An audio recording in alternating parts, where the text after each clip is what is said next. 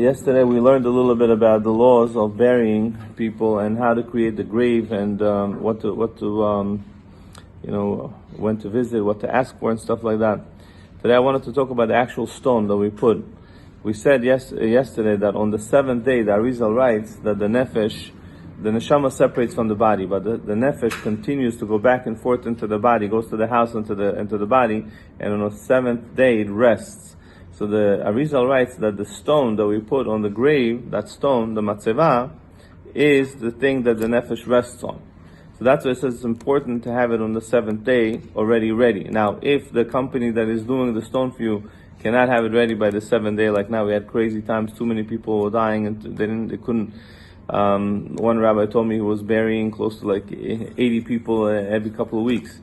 So in that situation, it's brought down that you should take a big stone and just put a stone on top of the grave that is at least 30 centimeters high, preferably 30 centimeters high, in order for the nefesh to be able to rest on the stone. Now, this matzeva had three names. They used to call it matzeva, Sion, and nefesh. The reason why it's called Sion is like a mark, saying for the Kohanim to be careful not to come over here. That's why it's called Sion. Nefesh is because the nefesh really sits on the stone, and matzeva is because basically you're trying to stick out the grave over here, so people should know where to come to pray, to ask for mercy and stuff like that. Then we mentioned the first year it's not good to go to the grave of a person and to ask him that he should pray for you, or even if it's your father or grandfather, it's not good, because at that time they're being judged and being punished, and then you're coming to them like they're righteous, they're going to judge them even more. So, but for a great tzaddik, then you could go. Now, one quick other thing, it's very important. So because of that, by the way, now you understand the importance of the stone. When people putting pictures on this stone, why it's not so simple to do that, and why it's preferably not worth it. Now, on the stone itself, the minhag used to be hundreds of years ago. If you look at the stones of the rabbis before, nothing is said on the stones. It's just a sign where the grave is, where the Kohanim have to be careful, and where you go to pray. But they started writing things on the stone. So the minhag started being accepted, you're right. But you're not allowed to write praises about the guy who died.